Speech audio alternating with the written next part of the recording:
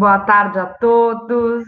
Hoje, 20 de novembro, sexta-feira, dia da consciência negra e dia de mais uma live da Sabesp. Quero convidar você que está conectado nas nossas redes sociais para ficar comigo, para ficar com a minha convidada, que é essa pessoa maravilhosa que está aqui do meu lado,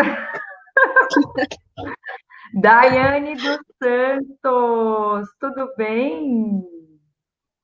Ah, Carol, tudo bem, né? Hoje, um prazer poder estar aqui junto contigo mais uma vez, a gente falando sobre essa questão tão importante, né? Que é a questão da água, a questão do saneamento básico no Brasil. E num dia tão forte, tão representativo como o Dia da Consciência Negra, eu gosto de chamar Dia da Consciência Humana, porque eu acho que todos nós temos que repensar e pensar as nossas atitudes, as nossas falas e o que a gente pode fazer principalmente para a gente ter uma vida e um mundo cada vez mais cada vez melhor e cada vez mais igual para todos nós. Sem dúvida, eu deixei você até introduzir o nosso tema de hoje, porque eu acho que você é uma pessoa assim tão iluminada naquilo que você faz. Não é à toa que tudo que você toca vira medalha de ouro. Você é campeã não só na ginástica artística, mas você também é campeã no seu projeto Brasileirinhos e também é campeã no que diz ao ativismo da água, né? Então, só para quem está chegando agora, para a gente estabelecer essa conexão, né, com o nosso público, a Daiane tem um trabalho muito legal que ela vai explicar para a gente, né? O intuito da nossa live de hoje é justamente a gente abrir esse diálogo, é a gente refletir sobre esse tema tão importante, né, que vai da conscientização da população, né, ao respeito, à inclusão, e isso se reflete diretamente no acesso ao saneamento, e é sobre isso que a gente vai falar hoje, né? Então eu quero lembrar que vocês podem participar mandando perguntas para a gente. Eu vou colocando para a Daiane responder aqui ao vivo. A gente está ao vivo pelo Facebook, pelo Twitter, pelo LinkedIn. Depois a gente vai deixar essa live disponível nas redes para quem perdeu, quiser rever, enfim, ter esse acesso depois. Daiane, muito obrigada por aceitar nosso convite hoje. Você, mais uma vez, se disponibilizou para falar com a gente. Em nome da Sabesp, eu quero agradecer a tua colaboração com a gente. Obrigada. Eu que agradeço mais uma vez esse convite de estar junto contigo, junto com a Sabesp, para a gente falar, conversar sobre esse assunto muito importante que vem aí trazer dignidade para a vida de todos os brasileiros, de todas as pessoas. Obrigada, querida. Então, vamos lá. Como a gente falou, hoje é uma data muito especial para todos nós, né? E eu queria que você começasse falando justamente pelo dia de hoje, né? Pouca gente sabe, mas essa data ela foi criada em homenagem ao Zumbi dos Palmares, né? Eu queria te perguntar, aliás, qual que é, na sua opinião, o maior legado que ele deixou? Bom, para mim, o maior legado que Zumbi deixou para todos nós foi a resistência, né? E essa representatividade da pessoa dele, que fez com que muitos outros pretos, negros, viessem a lutar por essa questão da nossa raça, pela nossa liberdade, de pensar no próximo, não só pensar em si mesmo, mas pensar no próximo, principalmente.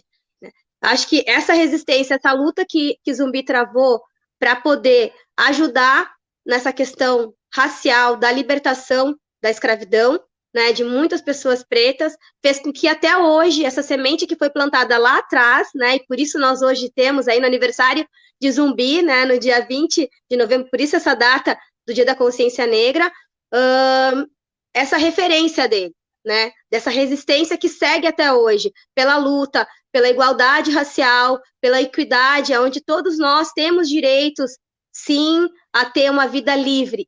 Nós vivemos num país livre, mas infelizmente ainda não estamos libertos. Com certeza. Eu acho que vale falar para quem não sabe, né, a questão dos quilombos. Isso ainda existe hoje em dia, né? Os quilombos eram os lugares que os escravos eles se refugiavam, né? Os afrodescendentes também, os africanos, em todo o continente americano. E isso, os quilombos ainda existem, né, Dai? Sim, nós temos muitos quilombos ainda no Brasil. Essas são heranças deixadas, né, ali ainda daquela época da escravidão, onde as pessoas que foram libertas, muitas pessoas negras, né, daquela época, residiram, foram para esses locais que eram locais de acolhimento, né, aonde se mantém muito a cultura negra, muito forte, a cultura preta muito forte ainda, e existe muitos lugares ainda no Brasil, muitos quilombos no Brasil ainda que acolhem essas Muito. famílias pretas e tem essa força, né, de levar a questão da representação da família negra ainda É, nos até de quilombos. manter os traços culturais, né, vivos, fortes, então acaba sendo um lugar para perpetuar isso que já chegou aqui no Brasil, né? Sim, ali nos quilombos a gente tem essa referência grande à nossa a história verdadeira, né, que é passada, da cultura que é linda, do folclore também, da raiz africana que nós pretos temos, eu vou dizer, não só os pretos, mas os brasileiros todos carregam, sim, dentro deles essa raiz africana. Então, dentro dos quilombos, se mantém essa raiz muito forte. E isso, claro, tem se expandido no Brasil inteiro, e a gente tem cada vez mais aí uma herança do que realmente é a história dos africanos trazidos aqui para o Brasil. Ô, Dai, você sempre gostou desses temas? Porque eu sei que você é uma estudiosa também no assunto, né? Você se interessa, assim, por esses temas todos? Você lê muito? Então, essa questão diretamente com a questão da minha cor, da minha etnia, da raça, do orgulho mesmo, da minha herança africana, isso eu trago da minha casa. Os meus pais plantaram essa semente no meu coração, no nosso coração, eu digo porque eles fazem até hoje esse trabalho com o meu irmão, com as minhas irmãs, que hoje já são mães e continuam fazendo esse trabalho de um legado para os seus filhos e para as pessoas ao redor. E eu sempre estou tentando ficar conectada com pessoas que vêm me trazer mais sobre esse tema, né? Sobre o tema da minha herança, da minha etnia, da história africana no Brasil que não foi contada, né? Então, eu acho que a gente tem hoje locais, como a gente falou, da resistência direta, que são os quilombos, que foram os abrigos para as pessoas pretas que saíram daquela situação terrível da escravidão, né? E poderiam ter ali um local de acolhimento onde poderiam ter uma nova vida aqui no Brasil. Então, poder saber dessa história, eu tenho muita curiosidade, eu sempre tento ficar o mais engajada possível e compreender mais, até para mostrar para as pessoas a verdade sobre essas questões, né? Porque algumas pessoas, a gente tem uma parte da nossa história que mostra fatos que não são verdadeiros, né? Contra a questão diretamente da pessoa preta vinda para o Brasil, né? Como foi tudo isso e o que isso gerou até hoje, e também a história dessas pessoas que vieram para cá, o que eram e como chegaram até aqui, né? Então, acho muito importante a gente saber dessa história, saber principalmente dessa história de vitória das pessoas pretas, para a gente poder passar esse legado do bem para frente, esse legado, como a gente acabou de citar, mesmo que Zumbi deixou de resistência, para a gente mostrar, sim, um valor da pessoa preta para essa terra que é tão rica que é o Brasil e que, infelizmente, foi marcada por uma fase muito triste que ainda existe. Sem dúvida, é um ato de coragem, né? A gente abrir um debate sobre isso, né, Dai? Mas vamos lá, eu queria que você contasse para gente sobre o seu projeto Brasileirinhos, né? Você foi campeã em ginástica artística e aí você levou esse projeto para dentro de comunidades como a comunidade de Paraisópolis. É isso mesmo? Isso. A minha história com a área social, ela vem diretamente acho que ela está interligada sempre com a minha história como pessoa, porque antes de eu ser uma ginasta, né, eu não era uma atleta, mas já vivia com algumas questões sociais ali faltantes, como a própria falta de oportunidade. Para o próprio ingresso mesmo meu na ginástica começou bem tardio, começou com 11 anos, e isso foi me dado através de um clube esportivo, uma sociedade esportiva, um clube comunitário. Ah, E é? quando sim, sim, foi através de um clube comunitário que eu tive, era uma associação de amigos, né, que se chamava aqui no Rio Grande do Sul.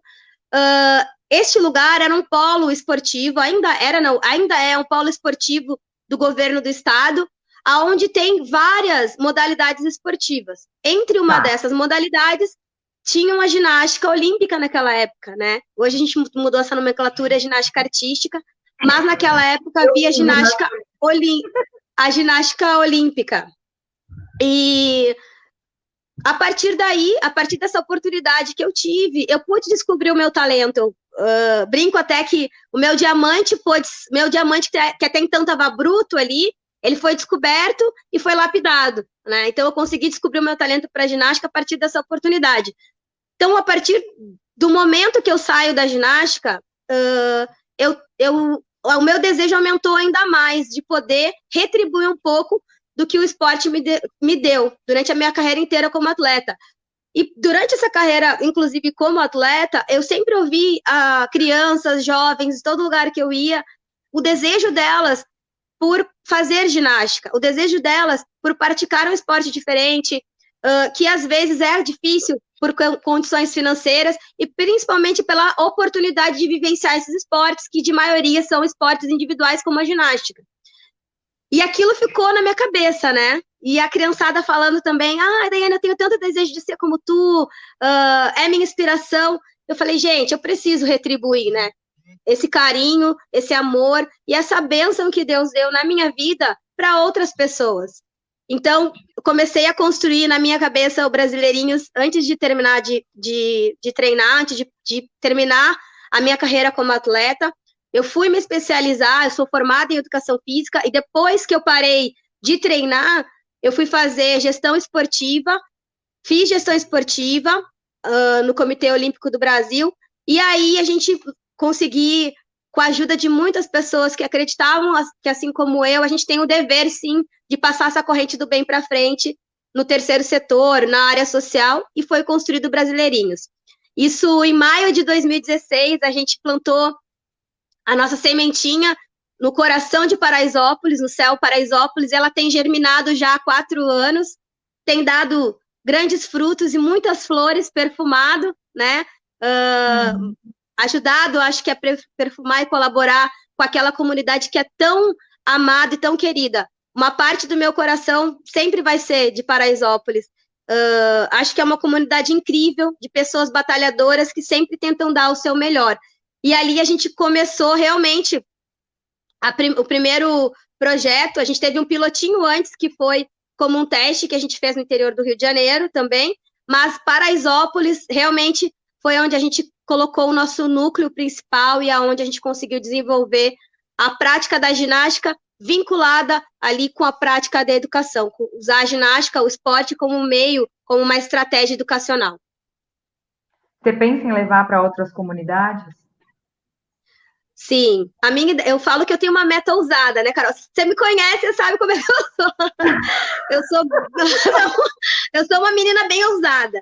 E sim, o meu desejo é que a gente possa crescer muito com Brasileirinhos e que nós tenhamos cada vez mais núcleos do projeto. Que eu possa. Hoje a gente está abrindo o nosso segundo núcleo em São Paulo. A partir, se Deus quiser, de fevereiro, teremos um núcleo na Zona Leste de São Paulo, né? Parabéns! E obrigada. Olha, eu tô contando aqui, ó, notícia quentinha para você, não tinha falado para ninguém, só para os professores. Oh.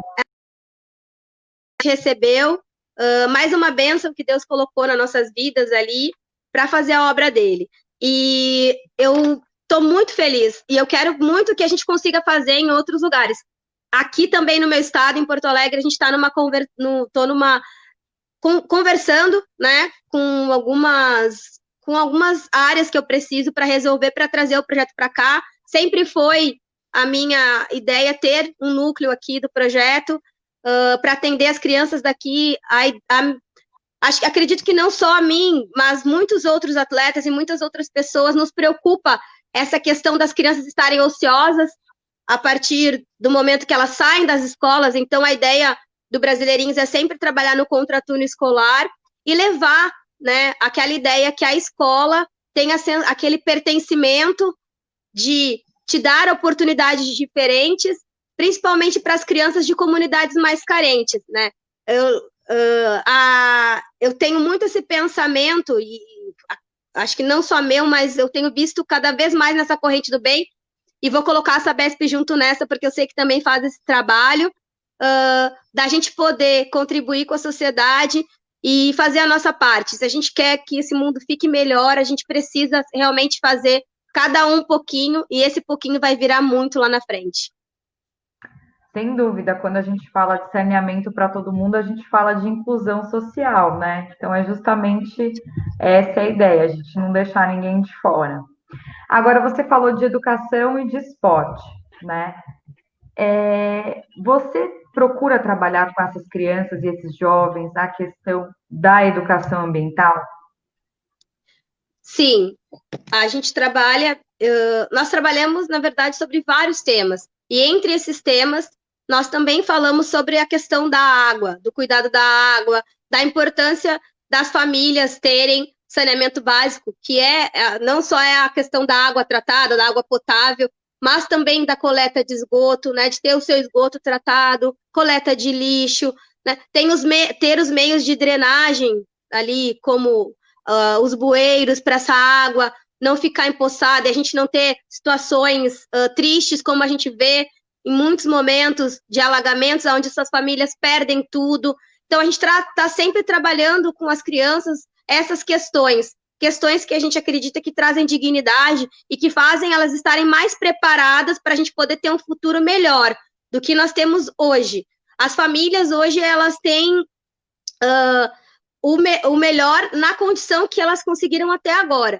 Nós temos tentado manter cada vez mais uma boa instrução para as crianças, onde elas tenham o maior número de informação possível, para que lá na frente elas possam ter uma qualidade de vida ainda melhor, não só para elas, mas para as famílias, para os filhos, para os netos, enfim, que a gente possa ajudar esses locais onde nós estamos crescer.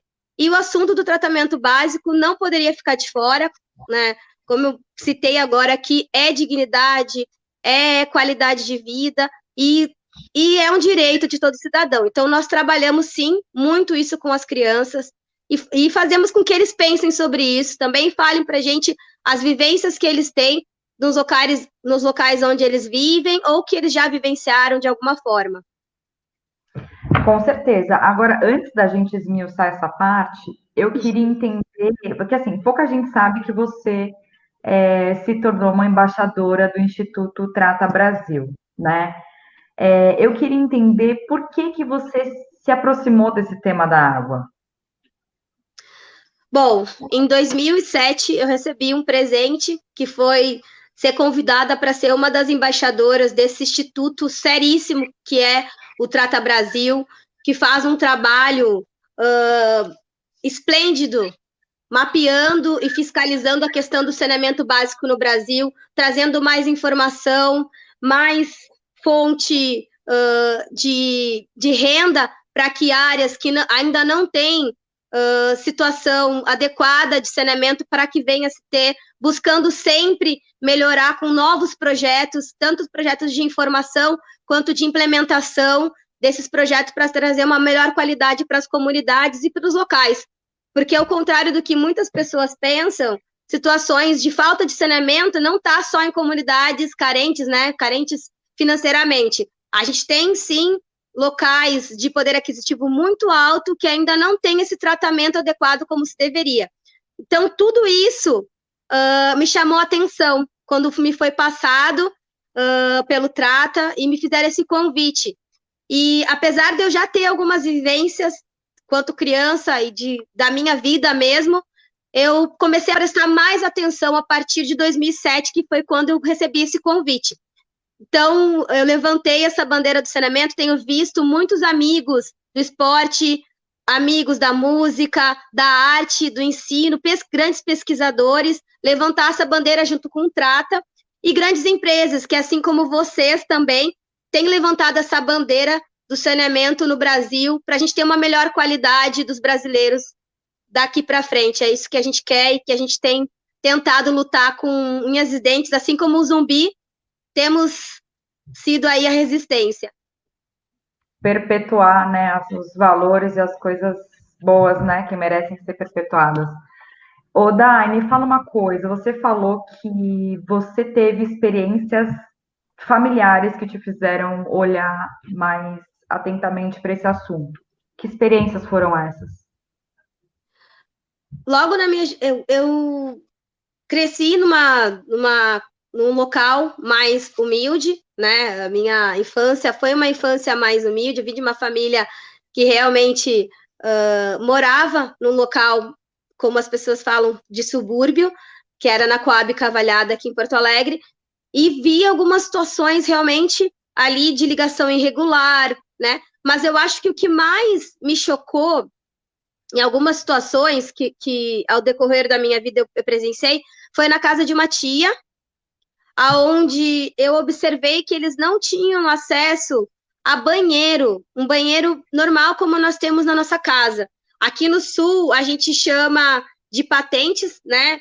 São aqueles banheiros que são do lado de fora da casa e tem apenas um buraco, e aquele buraco é onde as pessoas fazem as suas necessidades, né? Alguns chamam de latrinas, direto no chão. Alguns chamam de latrinas. Normalmente, esses locais, eles são feitos de madeira, né? De madeira, de maioria, de uma boa qualidade. A gente vê também, às vezes, no interior, às vezes, ainda na área rural, alguns locais como esse. Enfim, então, esse meu olhar na infância já, sobre essa questão, foi muito forte ao ver que a minha tia não tinha esse acesso, porque na minha casa já tinha, apesar de vir de uma condição também mais humilde, na minha casa tinha banheiro normal, né? Eu tinha vaso sanitário, pia, tudo normal, mas na casa da minha tia não havia. E eu fiquei, assim, impressionada, fiquei chocada, e lembro que conversei com a minha mãe bastante sobre isso, com o meu pai, e eles falaram que realmente que algumas pessoas, infelizmente, ainda não tinham acesso, né, a um banheiro. Inclusive, ontem foi o dia do banheiro, né, dia 19, vou aproveitar aqui, já que a gente está falando sobre essa questão diretamente, e essa situação acontece muito ainda. Então, isso me preocupou demais. E nessa minha trajetória, junto com o Trata, ao longo desses anos, a gente tem visto que como ainda existem situações como essas, né, no Brasil, diretamente. A gente sabe que no mundo todo existem, mas vamos falar do que tem na nossa pátria. A gente tem muita situação ainda de famílias que vivem nessa condição desumana, né, de não ter acesso à água potável, de não ter acesso a um banheiro digno para fazer as suas necessidades, enfim, aonde tem ali uma qualidade até de saúde, né, mais conservada, porque a gente sabe que situações como essa, das patentes, das latrinas, acabam trazendo ali muitas doenças que podem fazer com que a família venha até perder um ente querido. Então, eu acho que é uma preocupação que a gente tem que carregar e tem que estar, assim, batalhando bastante para que a gente não tenha mais situações como essa, para a gente reverter esse quadro que ainda é muito triste no Brasil. Sem dúvida, como você falou, não é uma questão de São Paulo nem de Brasil, é uma questão de mundo, né? Uhum. Antes da gente falar especificamente daqui do Brasil, eu queria só fazer um link com a tua carreira, né, como atleta, que eu sei que você pôde viajar bastante, né? Você pôde, nas suas viagens, observar essa questão do saneamento? Teve alguma coisa que te chamou mais atenção, que você pôde trazer esse comparativo para onde você vive hoje? Sim, eu acho que eu tenho os dois lados, né, dessa questão quanto viagens. Eu lembro que quando eu fui na China, 90 e poucos, assim, a situação do saneamento básico na China era muito precária, né? Os banheiros ainda haviam, os banheiros eram ainda, os asiáticos usam muito essa posição de cócoras, né? Para fazer as suas necessidades, enfim.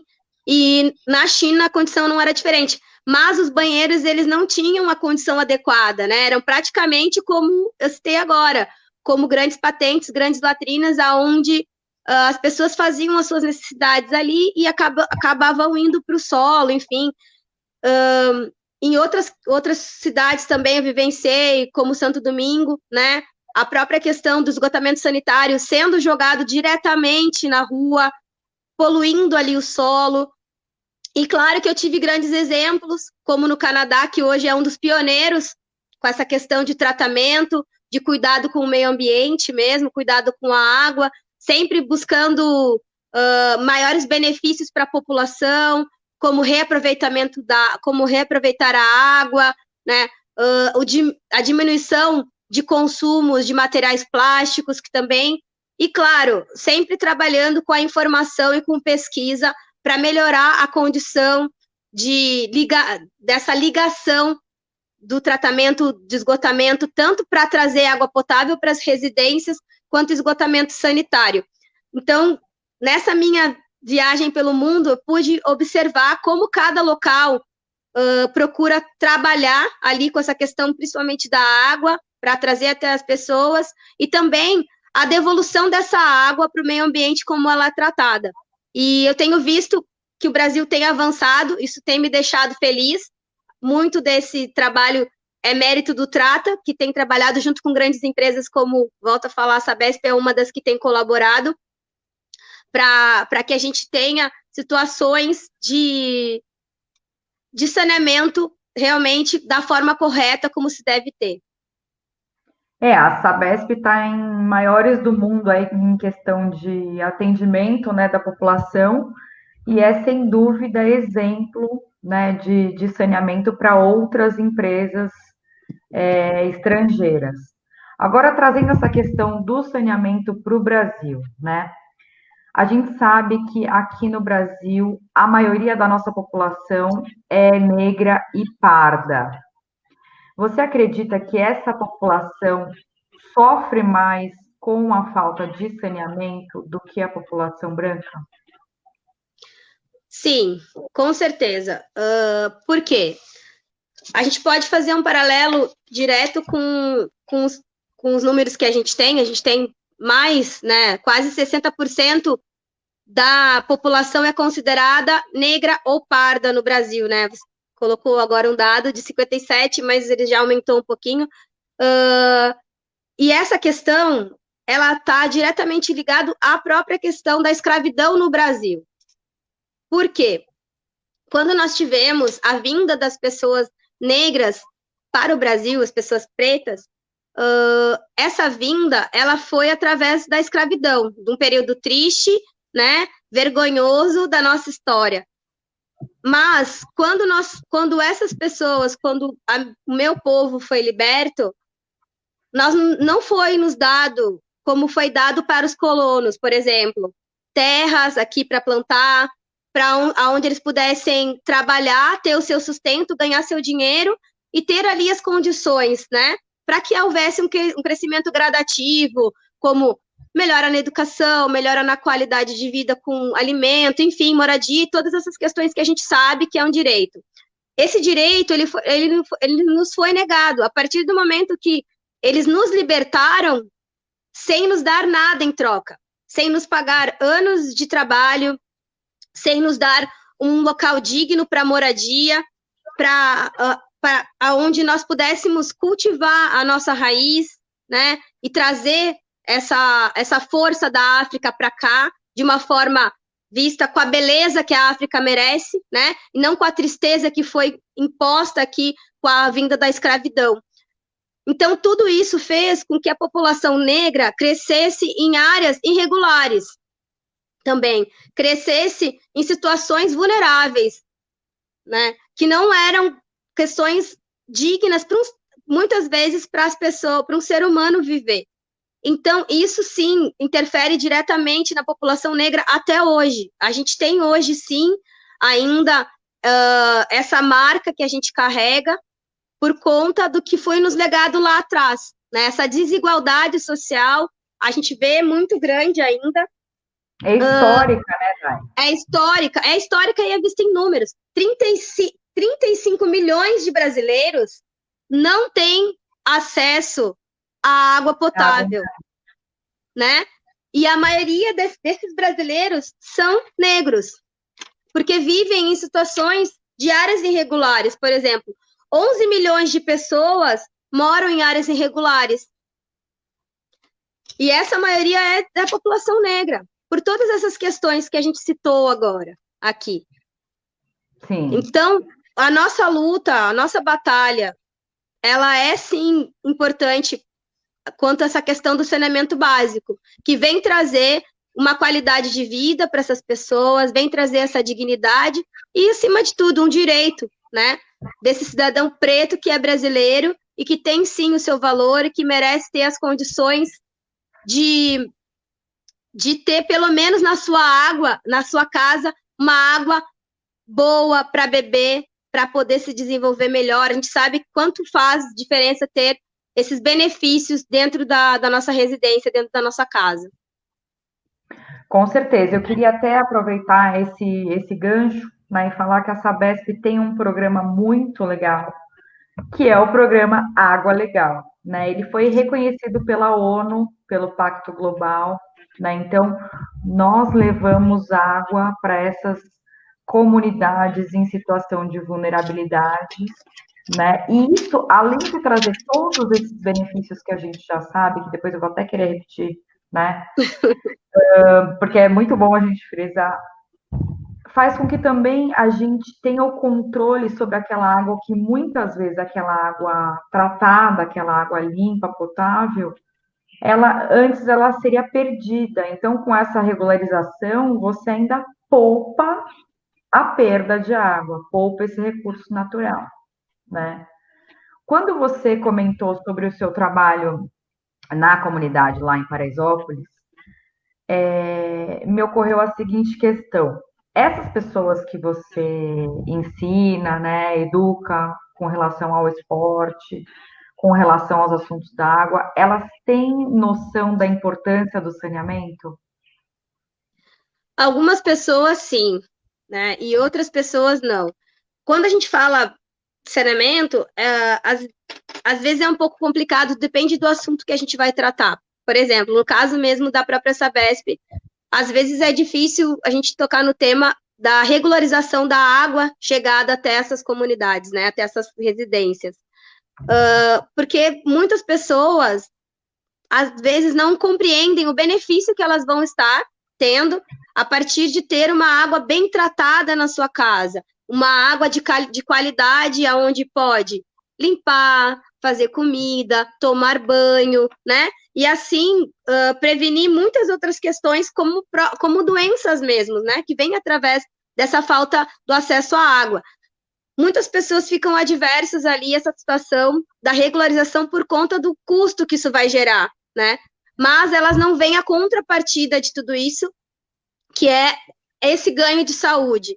Então, a gente tenta passar essa instrução para as crianças, principalmente jovens que a gente trabalha, as famílias que a gente trabalha. Muitos deles já sabem, as comunidades mesmo, dentro das suas associações de moradores, fazem esse trabalho, têm explicado como é importante, né, essa regularização. Então, eu tenho visto, sim, não só em Paraisópolis, mas nas outras comunidades, que esse trabalho vem crescendo. É um trabalho de formiguinha, né, Carol, tu sabe? A gente precisa cada vez mais informar, passar a informação certa, de forma simples, para essas pessoas, para que elas entendam que aquilo é um bem na vida delas, né? Que elas não serão prejudicadas, mas sim que elas serão agraciadas tendo esse bem que é ter água potável dentro da sua casa, esgotamento sanitário sendo tratado com qualidade e todos os outros benefícios do saneamento que traz. Não, sem dúvida. E olha só, aumenta a produtividade, né, dessas pessoas, dessas famílias. Então, a mãe e o pai podem sair para trabalhar, o filho não vai adoecer porque não está com uma água suja contaminada. Se o filho adoece, a mãe, normalmente, 99% das vezes, vai ter que deixar o trabalho, vai ter que deixar os estudos para poder cuidar do filho. Então, é ela que vai parar ali, fazer uma pausa no trabalho dela. Então, vai diminuir o índice de faltas no trabalho, faltas nos estudos. Através do Água Legal, depois dessa regularização, as famílias, né, a pessoa tem uma conta de água no nome dela, então ela pode matricular o filho dela numa escola. Então, isso traz uma dignidade, uma sensação de pertencimento, né, naquela sociedade. Então, acho que são muitos os benefícios, as pessoas precisam entender isso, né? É uma questão de saúde pública e isso mexe com a vida como um todo, né? Com certeza, Carol. Como a gente acabou de falar, 11 milhões de pessoas vivem em áreas irregulares no Brasil, né? A gente está trazendo alguns dados aqui, não é a gente que inventou, né, Carol? Não fui eu nem foi você que inventou, teve todo um Não, estudo para isso, são números de pesquisadores sérios que trazem para a gente refletir sobre essas questões, né? Olhar até o que a gente tem na nossa casa e pensar, será que o meu próximo aqui, será que as pessoas todas têm essa qualidade em casa? E eu citei também que 35 milhões de pessoas não têm acesso à água potável, certo? Uhum. 17,9% destas pessoas são pessoas pretas. Né? Lembrando que a gente tem 35%, quase 20% são pessoas pretas que não têm acesso a essa água potável. E é um número bastante expressivo. É um número muito expressivo. Né? Então, a nossa luta é realmente muito forte. Não só a luta das pessoas pretas, a luta de todas as pessoas para que a gente entenda como é importante esse tema do saneamento. Assim como o tema da consciência humana é importante, essa consciência humana está ligada em todas as formas. E entre essas formas, a gente tem essa questão do saneamento, né, que é muito importante, tanto que está ali entre um dos pilares que a ONU está levantando e implementando para que a gente possa ter aí uma melhor qualidade no mundo para essa questão. E acho importante a gente falar também que quando as cidades elas começam a ter a expansão de infraestrutura, aquela região central ela acaba ficando mais cara para se morar, para se viver, né? Então, automaticamente essas famílias elas já vão se deslocando para as periferias. E aí, nas periferias, a infraestrutura acaba sendo menor. E elas vão, e conforme a infraestrutura vai chegando e vai aumentando o custo, elas vão se afastando cada vez mais. Então, isso vai virando um círculo vicioso também, né? Toda essa questão que a gente falou, a questão histórica da desigualdade social, se ela não for bem trabalhada, ela só vai virar uma bola de neve mais e mais atingindo em todos os setores, inclusive no saneamento, que é uma questão fundamental, né?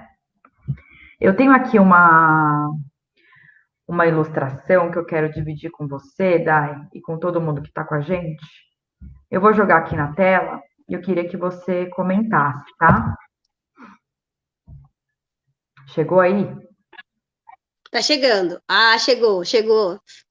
Chegou, Carol. Então, aqui a gente tem um esqueminha, né, um gráfico que contempla pessoas brancas, pretas ou pardas, né, com relação ao acesso ao saneamento.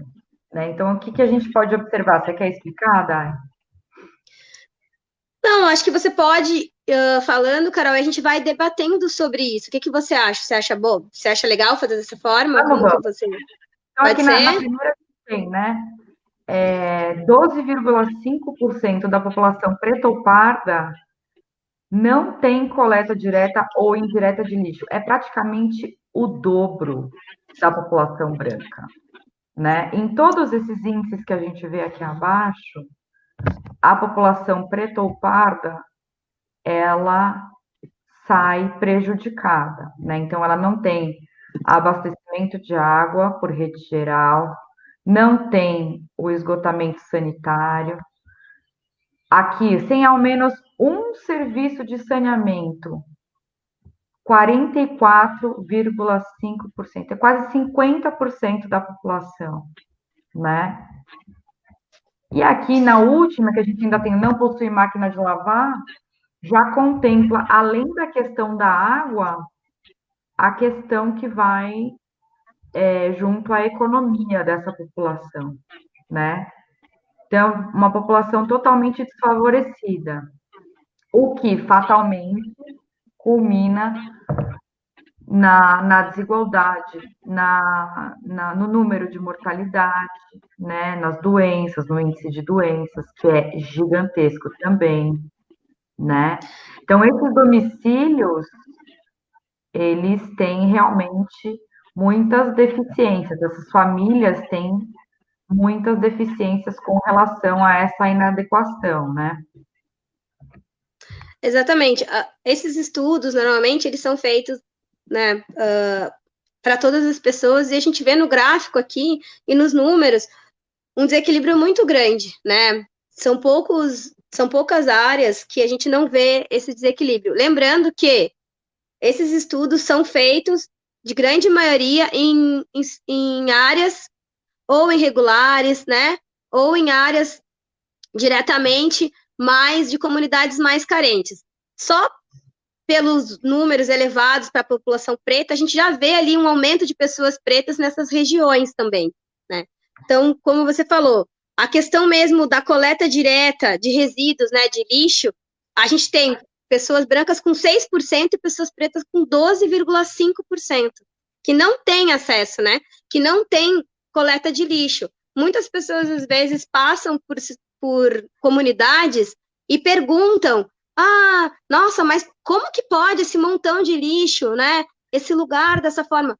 Porque muitas dessas pessoas não têm acesso a esse direito, que é ter a coleta de lixo, né, nas suas residências. E aí, infelizmente, vivem numa situação que não é adequada. A própria questão da água que a gente citou, para as pessoas brancas, 11,5, pessoas pretas, 17,9. Né? Lembrando que daqueles 35% que a gente falou, né, que não tem acesso à água potável. Então, a maioria é de pessoas pretas. E assim a gente tem quase todo o gráfico com essa situação. O serviço de saneamento, 44,5% é da falta de saneamento para as pessoas pretas, como você citou. A questão mesmo de você ter uma máquina de lavar na sua casa, alguma coisa que facilite esses serviços de casa, né, serviços domésticos. Tem a questão da água, muito forte, da luz também, porque tem que ser ligada numa fonte de energia, esse produto, por ser um eletrodoméstico ali. E a condição social, preciso ter um poder aquisitivo para comprar aquele bem, né? A maioria, muitas dessas comunidades, como você falou, a população trabalha para se manter, para comer, para vestir, né, para pagar, às vezes, um mínimo do mínimo do mínimo da condição para poder viver. Então, muitas dessas pessoas não têm como se dar o luxo, e vamos dizer aqui, vou até botar uma aspas, de ter uma máquina de lavar em casa, lavar roupas em casa. Eu não estou falando, gente, de máquina de lavar louça, não, tá? Estou falando de lavar roupa, de você não ter que esfregar no tanque, né? Esfregar, às vezes, não, nem no tanque, né, Carol? Porque para ter no tanque tem que ter ligação da água, né? Então, às vezes, tem famílias que nem têm acesso ao tanque, trazem num balde e lavam. Então, a gente tem aí 44,8% da população preta não tem acesso à máquina de lavar nessas comunidades. Por que tudo isso? Por aquelas questões todas que a gente falou no começo. Ainda é um resquício dessa mente, eu acho que colonialista, do que foi feito no Brasil, a forma estrutural da chegada dos negros ao Brasil com a escravidão, a forma como fomos libertos, sem ter nenhum tipo de benefício para nos mantermos livres, né? E hoje a gente ainda tem essas mazelas que a gente precisa fazer com que venha a ser diminuída cada vez mais, né? O trabalho tem que ser feito, a gente tem falado sobre isso, vocês da Sabesp têm falado sobre isso, Trata tem falado sobre isso, diretamente com essa questão do saneamento básico, que vem trazer, sim, uma vida mais digna para essas pessoas, e a partir dali elas podem sim pensar em outros direitos que não é dado a elas, que elas deveriam ter. Com certeza. E o que você observou com relação às mulheres? A Bom, mulher sofre mais do a que o mulher homem. sofre mais. A mulher sofre mais porque a maioria das mulheres, a maioria das famílias no Brasil são constituídas por mulheres, né? Somente por mulheres. Uhum. E quando a gente fala de uma questão de falta de saneamento, tem a ligação direta com a qualidade de vida dessas mulheres, né? Imagina essa mulher que precisa trabalhar, muitas vezes elas moram muito longe dos seus trabalhos, precisa enfrentar horas e horas de trânsito, enfim, às vezes algumas vão até, às vezes a pé sem transporte público até o seu local de trabalho, retornar para sua residência, encontrar os seus filhos numa situação segura e cuidar desses filhos, tem todos os afazeres domésticos muitas vezes ali, né? Por mais que tenham ajuda dos filhos, a responsabilidade é dessa mãe solo, né? E essa mãe solo, ela sofre muito quando o filho fica doente, e aí eu falo de doenças ligadas diretamente à falta de água, principalmente, que colabora muito com isso, já que a gente está falando principalmente da questão da água, né, Carol? Que vem trazer doenças como dengue, como malária, né? Como a própria Covid agora, nesse momento que a gente sabe quanto é importante a parte de higienização de mãos e de ambiente. Então, essa mãe solo, ela sofre muito. E também sofre com a questão da higiene pessoal dela, né? Então, Imagina a mulher no seu período ali menstrual, né? Não poder tomar um banho de qualidade com uma água limpa para poder trazer a dignidade de volta para o seu corpo ali, descansar num dia de trabalho. Então, tudo isso prejudica, sim, a vida dessa mãe, dessa mulher solo, que grande maioria é de mulheres negras.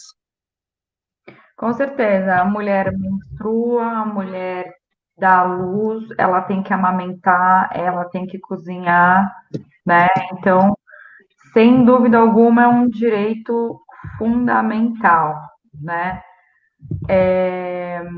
E o que você acha, por exemplo, da questão do homem negro quando ele se sente afetado pela falta de saneamento, né? Porque o homem, ele muitas vezes não vou generalizar, mas ele fica fora trabalhando, né? Como você falou, a mulher fica lá cuidando dos filhos e ela tem muitas pausas nos seus afazeres e nos seus sonhos, porque ela tem que suprir essa necessidade da própria família, né?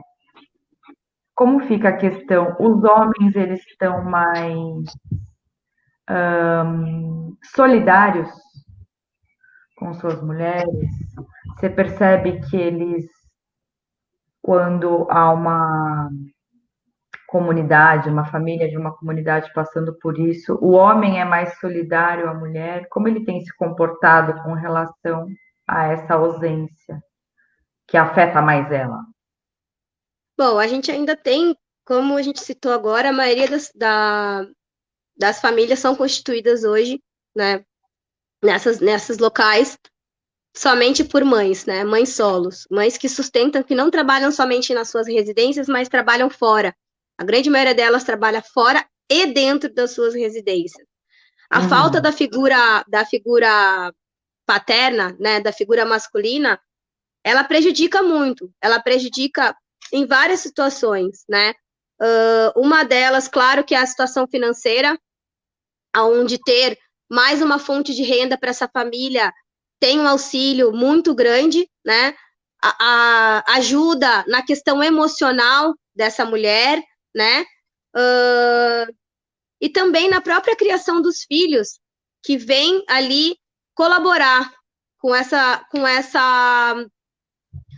criação, né? Então, a presença, a gente tem ali, claro, sempre ter um parceiro é importante, né? Quando a gente fala de construção, de família, de filhos, né? De manter um lar, é importante você ter esse companheiro, esse parceiro, enfim, para que haja realmente ali um equilíbrio e uma tranquilidade maior. Mas falando na situação de homens negros, o que eles mais perdem, por exemplo, acho que não só homens, como mulheres negras, diretamente, se a gente está falando, com essa questão da falta de água, principalmente, eu acho que está muito ligada à questão da própria oportunidade de trabalho. Isso interfere muito. Do lance histórico que a gente falou. Que a gente já falou lá atrás. Isso interfere muito, porque na apresentação desta pessoa, né?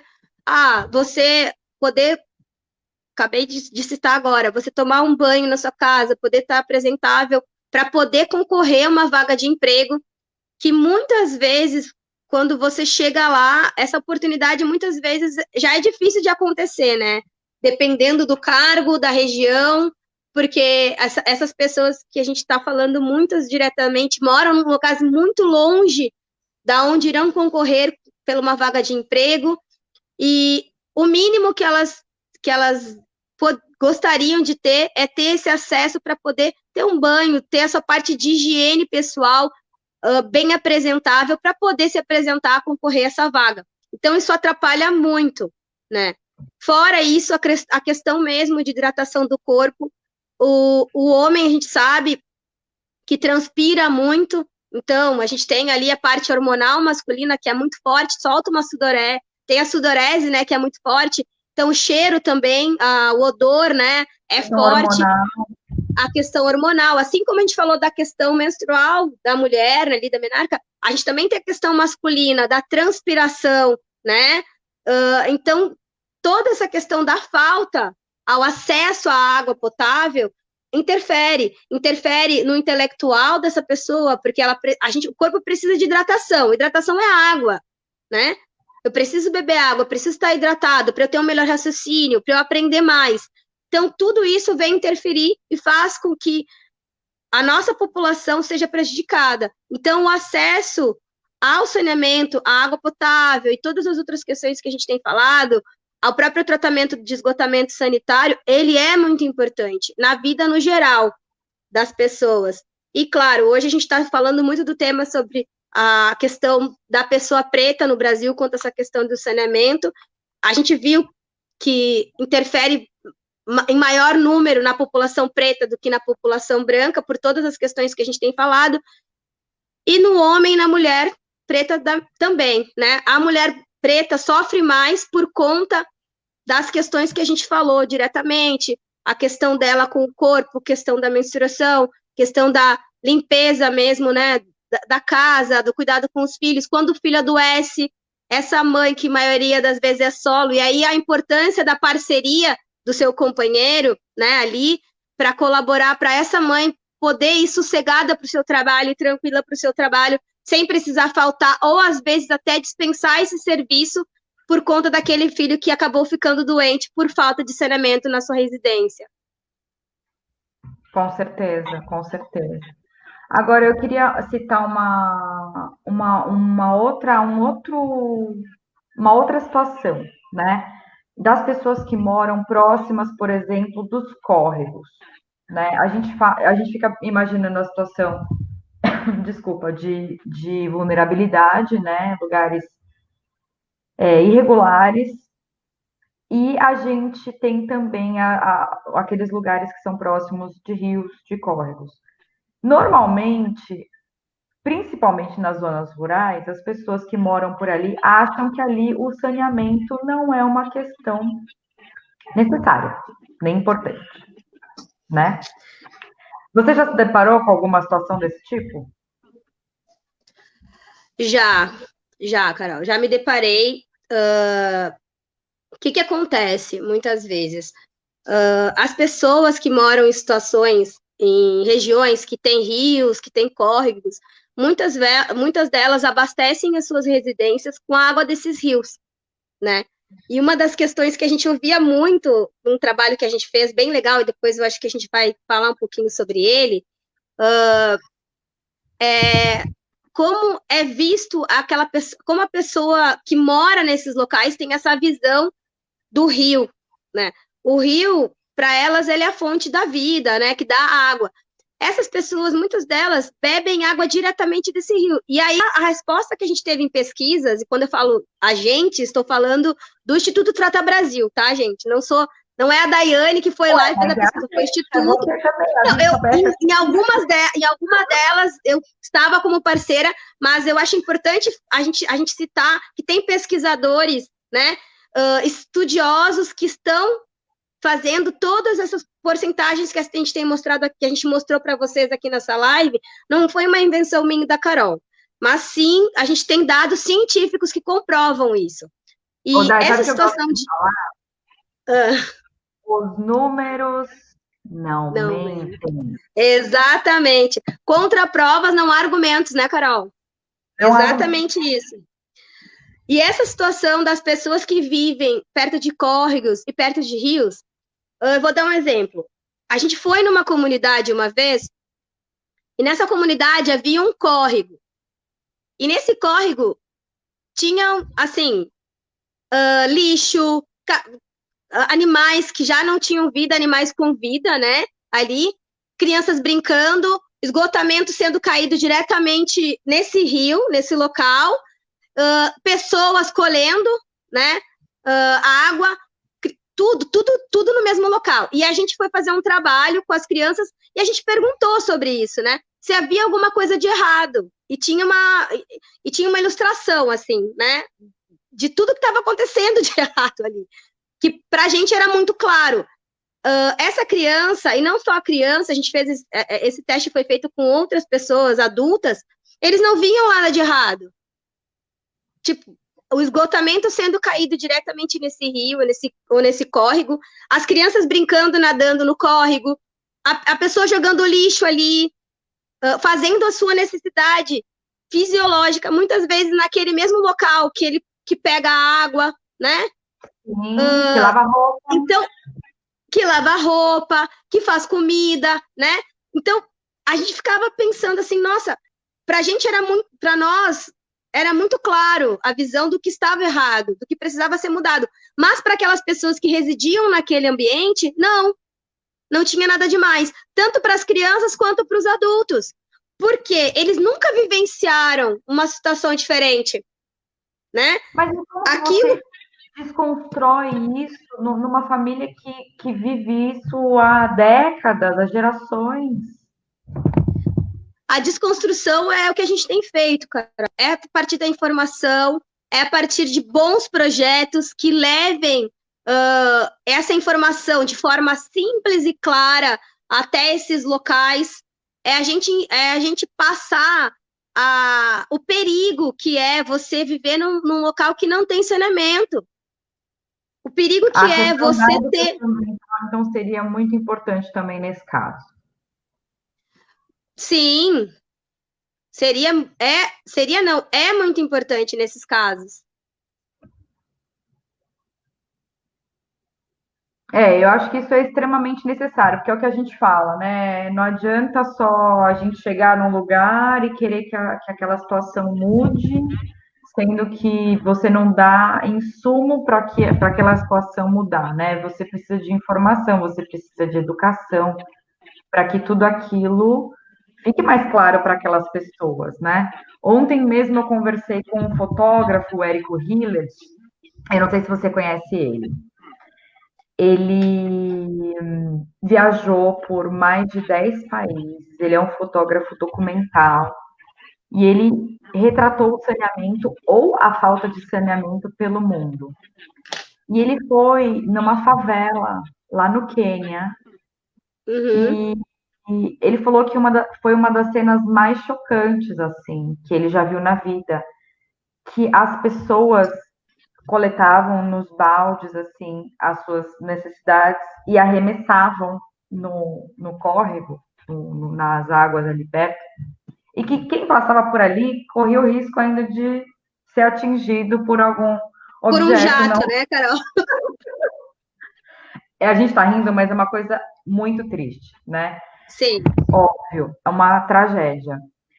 Então, eu acho que assim, é como você bem colocou, né? Muitas daquelas pessoas vivem uma realidade muito triste e muitas delas elas não têm o acesso à informação, né? Elas precisam ter noção de que aquela realidade, de que aquilo está trazendo uma doença X, de que aquilo está atrasando a vida delas, né? E, obviamente, os órgãos competentes para melhorarem a realidade dessas pessoas, porque essas pessoas muitas vezes vivem na linha abaixo da pobreza, como aqui no Brasil também, né? Exato.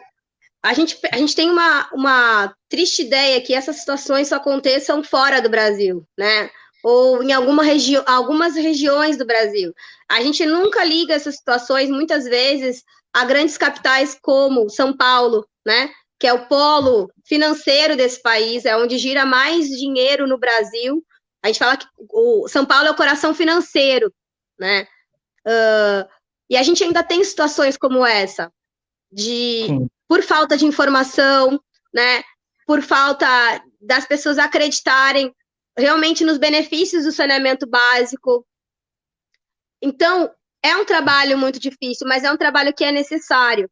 Situações, eu falo que para a gente enxergar a realidade do saneamento básico, a gente não precisa ir para a África ou para regiões de extremas, né? Como a gente citou agora aqui, regiões rurais. São Paulo mesmo, nessa grande big metrópole que é, se a gente olhar para o nosso lado, nós vamos identificar algumas situações. E a gente tem lutado para isso. Sabesp tem lutado para isso, Trato tem lutado para isso através de informação, tem lutado para isso através de trabalhos, de projetos sendo feitos, como você falou agora, que a Sabesp também tem, o Trata também tem. Eu pude participar, eu pude ser uma idealizadora junto com o Trata de um desses projetos, que é o Água na Escola, Gotas de Futuro, que era um trabalho muito simples, realizado nas escolas, principalmente nas escolas municipais, de comunidades carentes. A gente fez esse trabalho no Brasil todo. Entre essas comunidades, nós atendemos a comunidade em Paraisópolis, foi onde nós começamos. Eu tive a satisfação de poder levar esse projeto do Trata Lindo, do Trata em parceria junto comigo, para dentro de Paraisópolis, para a gente explicar de forma simples o benefício do saneamento básico na vida das pessoas.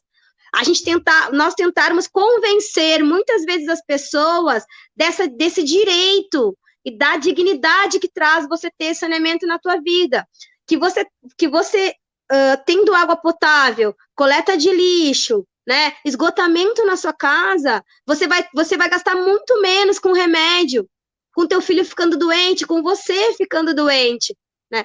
Nessas nossas andanças junto com o projeto, nós vivenciamos situações onde nós perguntávamos para as crianças, e o Trata também, você vivenciou alguma situação na sua casa que a falta de saneamento, por algum motivo, poderia colaborar para que não acontecesse?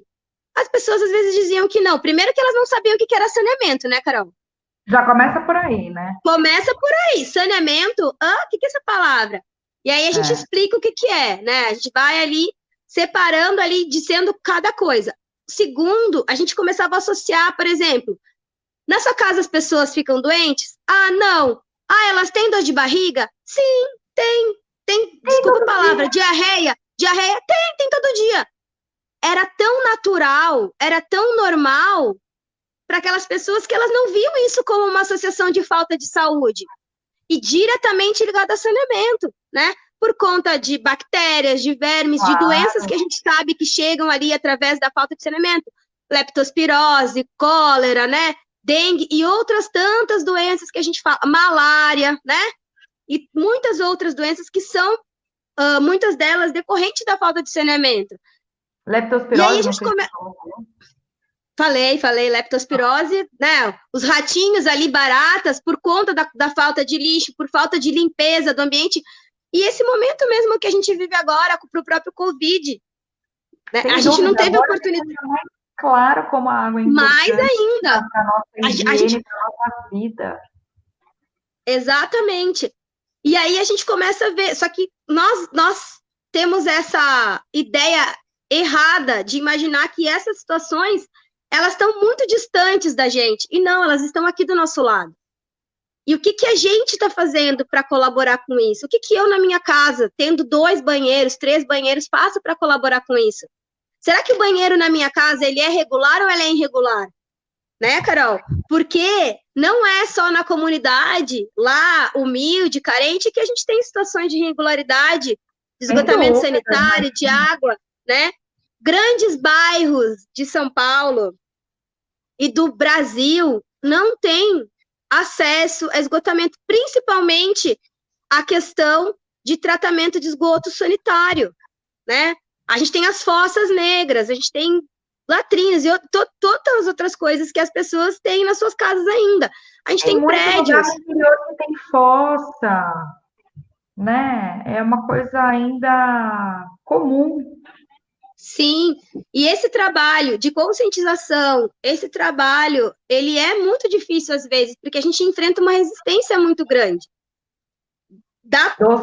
Às vezes do local das moradias, às vezes da parte governamental também, que a gente não consegue fazer esse trabalho sem ter essa parceria, né, Carol?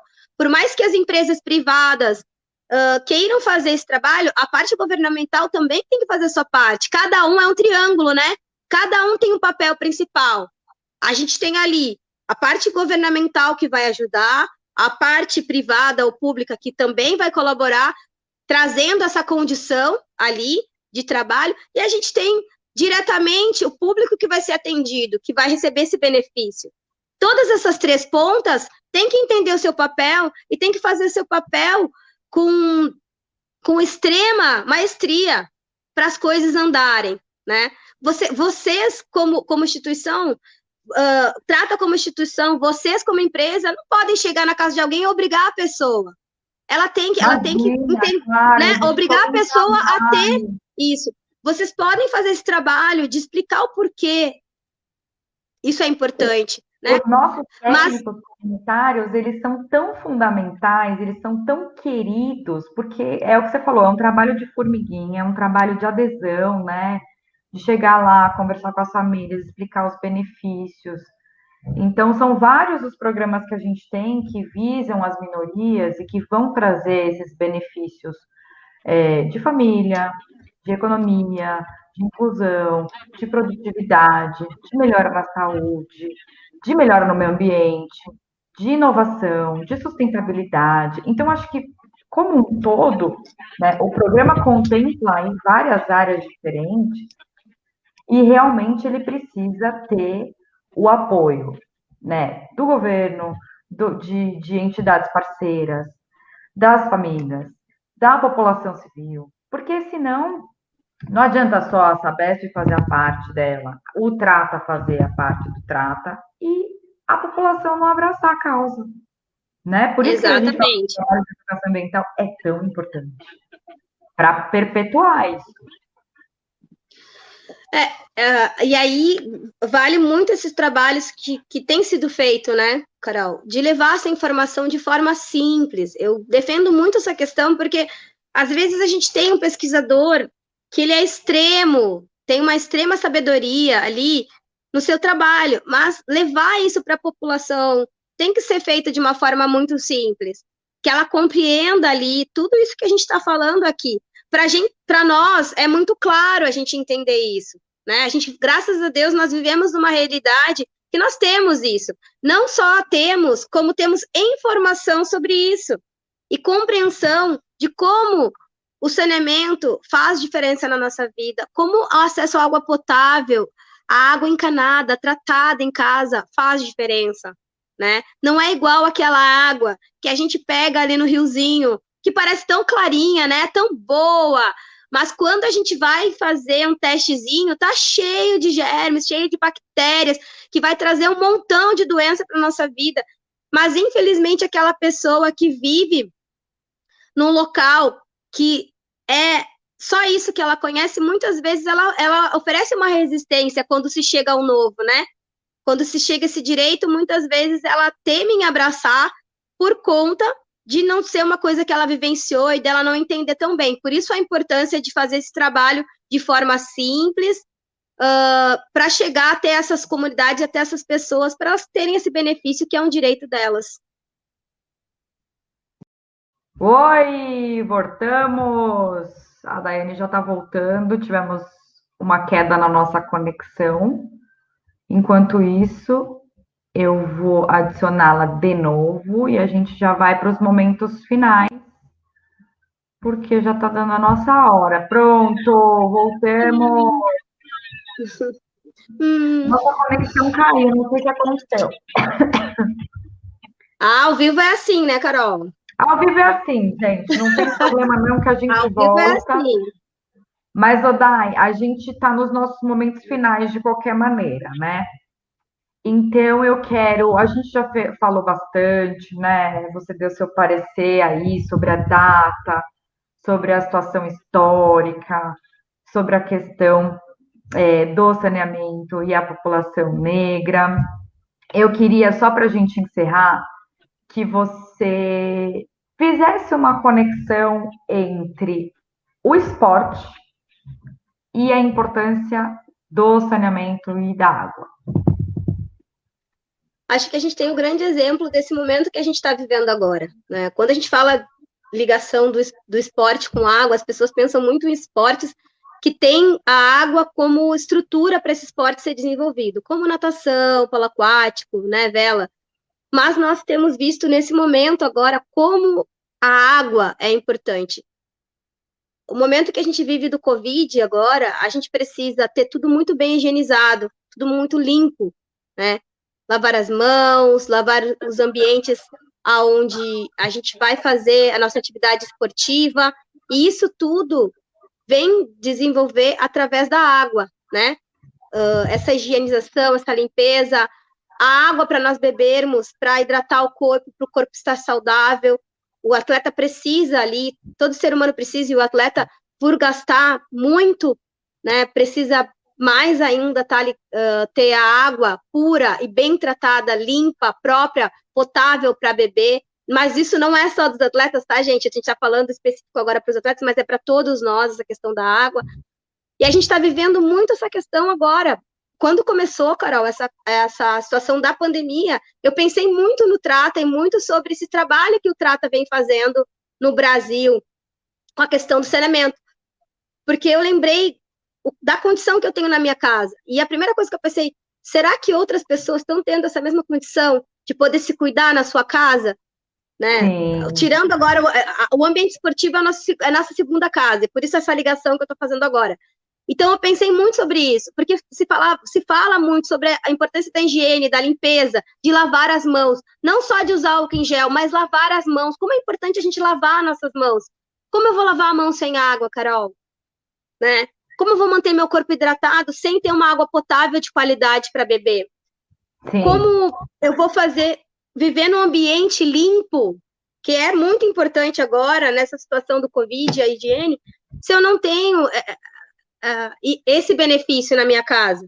Claro. Em São Paulo, a gente tem, a Sabesp tem feito um trabalho bom e a gente tem tido resultados, né? O Trata traz essas informações muito boas com o resultado. 96,2% das pessoas em São Paulo têm acesso à água potável. Que coisa boa, né? Isso. Com certeza, é um trabalho muito duro que está sendo feito aí diariamente, né? Merece realmente... 64%, 74,5% tem esgotamento sanitário. Isso tudo faz uma diferença incrível, Carol. Faz muita diferença, né? Dai, e como é que ficou a questão da sua tia que tinha o banheiro fora e depois, como que isso ficou? A vida dela mudou para muito melhor? Ficou bem. A comunidade onde ela morava teve um crescimento, né?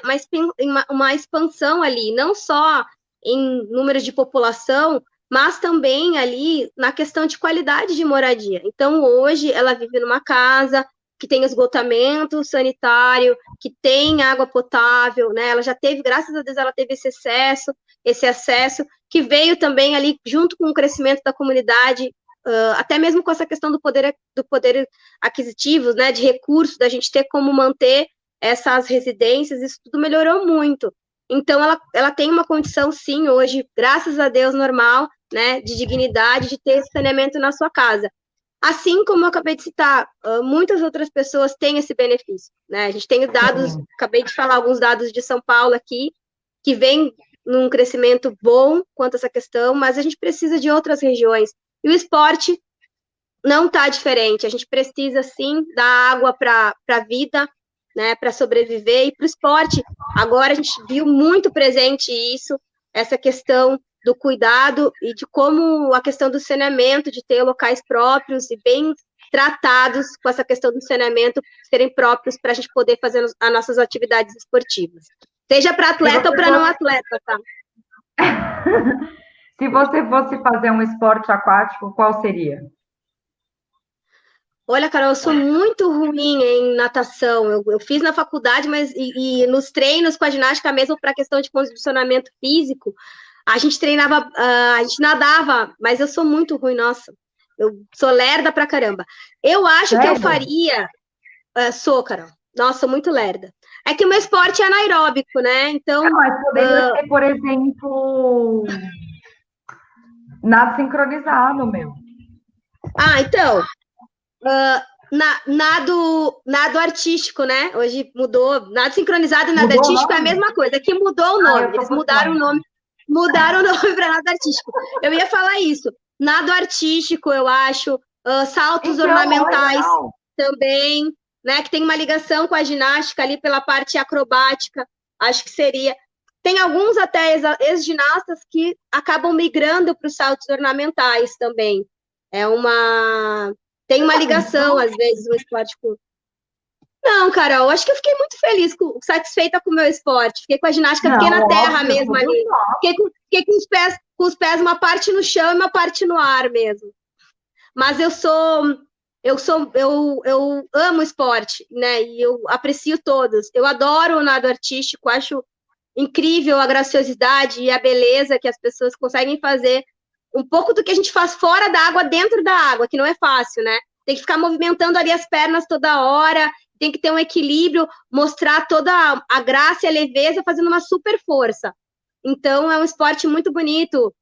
Saltos ornamentais também, a própria natação, aquela adrenalina, né, de milésimos de segundo que fazem a diferença entre um atleta e outro, né? E às vezes de alguém que vai ganhar uma medalha e alguém que vai deixar de subir no pódio.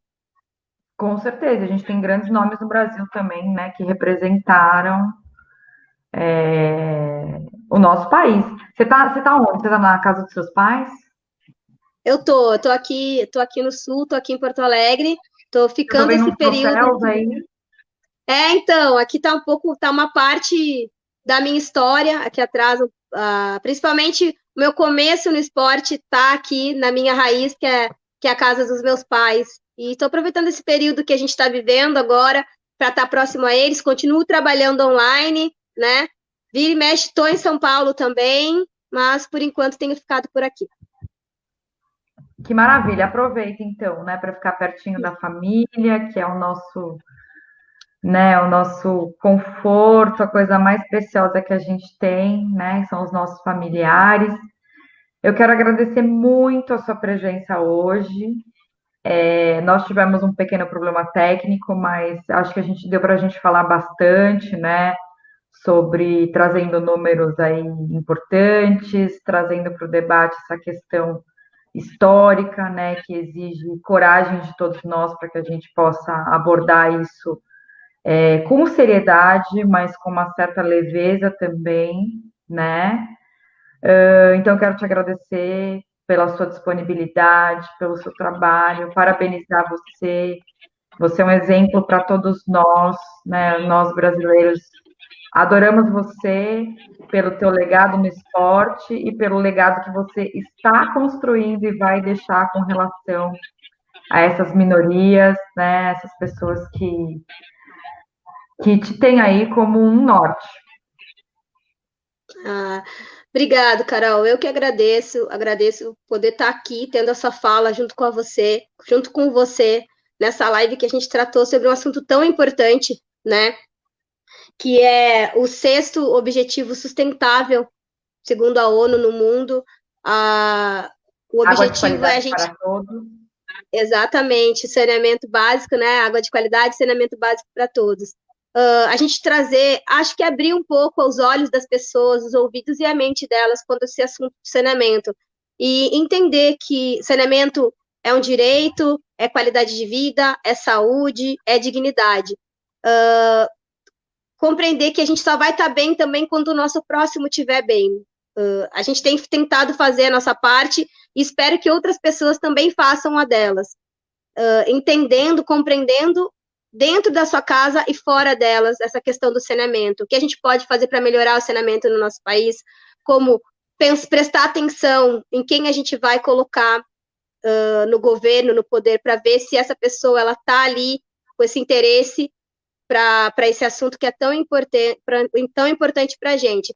E, claro, a gente fazer a nossa parte também de poder compreender e trazer essa forma correta para dentro dos nossos lares, da nossa casa, tendo ligação legal, né? E trazendo também essa qualidade para as pessoas que, infelizmente, ainda não têm essa mesma condição que a gente tem, né? Acho que a nossa luta tá gerando frutos, né? Tá gerando gotinhas, vamos lá, gotas de esperança em muitas pessoas. Eu espero poder colaborar sempre, não só com Trata, mas com vocês, com todas as pessoas. Espero que as pessoas levantem essa bandeira do saneamento, assim como a gente tem levantado também. Obrigada pelo espaço, parabéns, espero que a gente possa se encontrar mais vezes. Eu também, hein? E deixa eu Também falar uma espero. coisa muito importante. A gente tem uma frase no Gotas de Futuro que é saneamento é saúde. Então, quero dizer, gente, saneamento é saúde. Espero ver todos muito saudáveis. Amém. Amém. No que depender de todos nós, aqui estamos reunidos. Depender da gente. Né? Informação a gente tá proporcionando. Trabalho sério e com amor também. Então, acho que tem tudo para dar certo, né? Eu acho que, com certeza, eu acho que a gente está no caminho certo. Tenho visto muitas pessoas que também têm levantado essa bandeira, independente de ser pessoas que estão ligadas a alguma entidade, né? Seja ela uma entidade sem fins lucrativos ou não, que estão muito preocupadas com a questão do meio ambiente, que também tem essa ligação com o saneamento básico diretamente. E poder hoje ter essa fala com vocês, ter esse espaço. Volto a falar nesse dia que é um dia de reflexão, um dia marcante para a humanidade, para os brasileiros, né? Da gente pensar um pouco nos nossos atos. E nos atos de uma forma geral. E entre esses atos também, o que a gente tem feito pelo saneamento básico no Brasil, pela melhora do saneamento básico para as pessoas, pretas ou não pretas, né? O que a gente tem feito por essas pessoas? O que a gente pode fazer para melhorar a qualidade nossa e a qualidade de vida do próximo?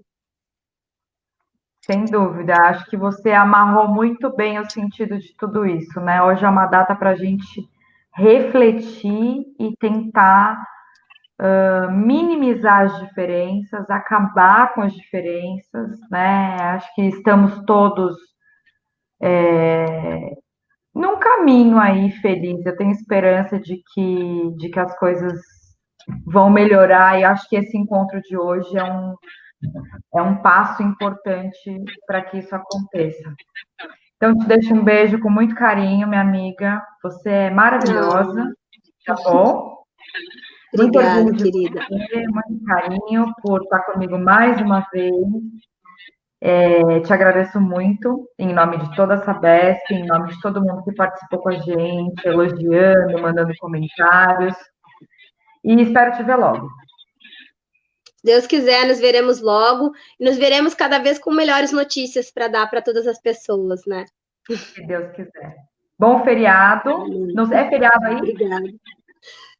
Infelizmente, não. Aqui não é feriado. Mas eu acho que a consciência está dentro do feriado ou não, né, Carol? A consciência está dentro de cada um de nós. Então, espero que um dia seja para a gente poder parar e prestar atenção. O bom do feriado é essa pausa que a gente dá no nosso dia e presta atenção em algumas coisas que, devido à correria do dia a dia, por mais que tenha pandemia, né, a gente ainda tem a vida corrida, a gente presta atenção quando a gente tem esse dia de folga. Espero que venha a ser aqui no meu estado também, sou gaúcha, porto-alegrense, espero que na minha terra também seja aderido o feriado da consciência negra. Consciência humana, melhor de tudo. Consciência humana, é isso aí, Dai, falou tudo. Então, um bom finzinho de sexta-feira, um beijo aí na família e nos vemos numa Obrigada. próxima, se Deus quiser. Pessoal, eu quero agradecer também todo mundo que se propôs a ficar com a gente nessas reflexões todas, né? Isso tudo é muito importante e sem a audiência de vocês também, nada disso faz sentido, né, Dai? Exatamente. A gente tem que passar informação, mas a gente precisa ter quem receba essa informação, né? E que bom Exatamente. estar junto com vocês.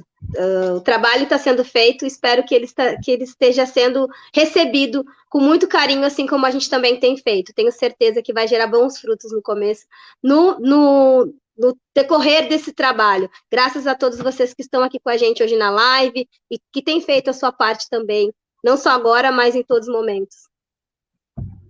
É isso aí. Então, até a próxima, Dai. Um beijo grande para você. Beijo, gente. Fica com Deus. Ó. Ó. Coração, assim. Peraí que eu vou dar um print, ó. Dá um sorrisão aí que eu vou dar um print. Aê! Vamos nessa. Bom Vamos final lá, de semana gente. a todos. Um beijo, Dai. Obrigada mais uma vez. Tchau, até a Imagina, de próxima. nada. Beijo. Tchau, tchau. Beijo.